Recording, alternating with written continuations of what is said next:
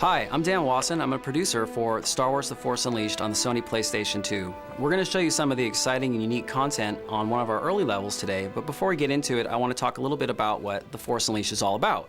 First of all, you get to play as Darth Vader's secret apprentice.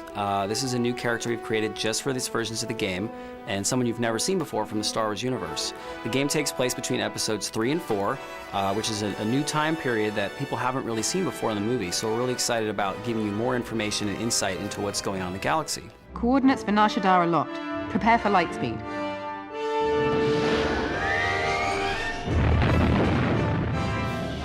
So what we're going to do is take you to one of the early levels in the game, which is a TIE fighter construction facility. The Empire is building these TIE fighters, and Darth Vader sends you to hunt down General Kota, who's attacking the facility. So when you come out on this mission, you're in the middle of this battle. Vader's told you, leave no witnesses. That's because Darth Vader doesn't want the Emperor to know who you are.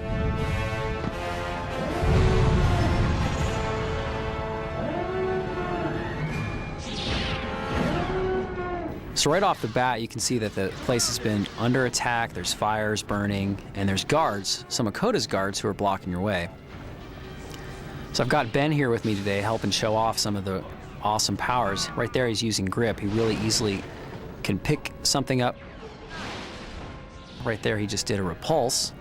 Repulse is a big power that sends these big shock waves flying out. You've got lightning. Right off the bat, you're able to charge up your enemies, zap them with lightning. And you combine these things together to do really powerful attacks. So we really set out to push the envelope with the PlayStation 2 and make it as powerful and as exciting as possible. This idea of the Force Unleashed is about blowing guys away and sending them flying in every direction. And you can really do that on the PS2 by using everything in the environment as a weapon, by sending enemies ragdolling. It looks realistic, it looks like fun, and it makes you feel really powerful. Some of these rooms you have an opportunity to take out a whole lot of guys at the same time, and you can see how crazy it gets right off the bat with guys going flying, explosions. You've got a lot of ways to defeat your enemies, so you can be really creative as you find your way through the game.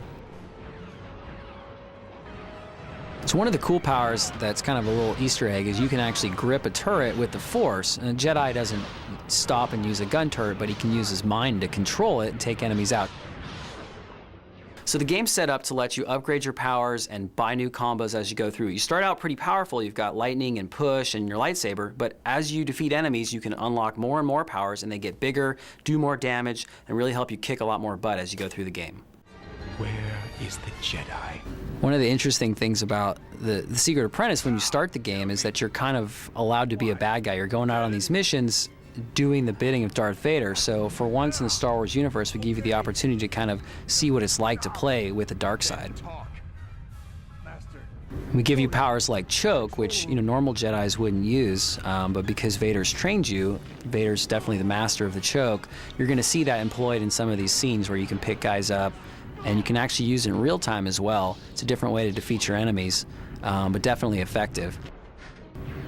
One of the cool things about working with the Chrome team was that we were able to develop these levels early, so we're going to find a lot of unique rooms and puzzles. It's the same story as the next-gen versions, but we do it in a different way. So the level design is very unique. You're not going to have the same experience that you have on the next-gen versions at all.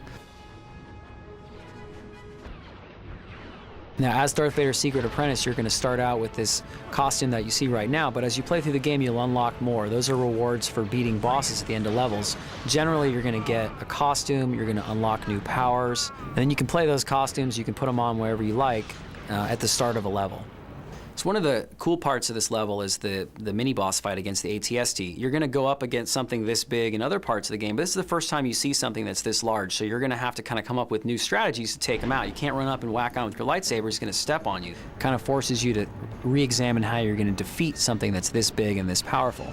One of the things we try to do in these little rooms is we close them off. They're like arenas, and we fill them with different weapons that you can use. One of the things you can do in here is you can take these big electrical towers and pick them up, smash them into the AT-ST. That's going to do a lot more damage than maybe a small barrel or something tiny. If you do that enough, you'll figure out, hey, that's the best way to beat this guy. When you do enough damage to a boss like this, you see the icon appears on screen, and you can go in for the finishing move.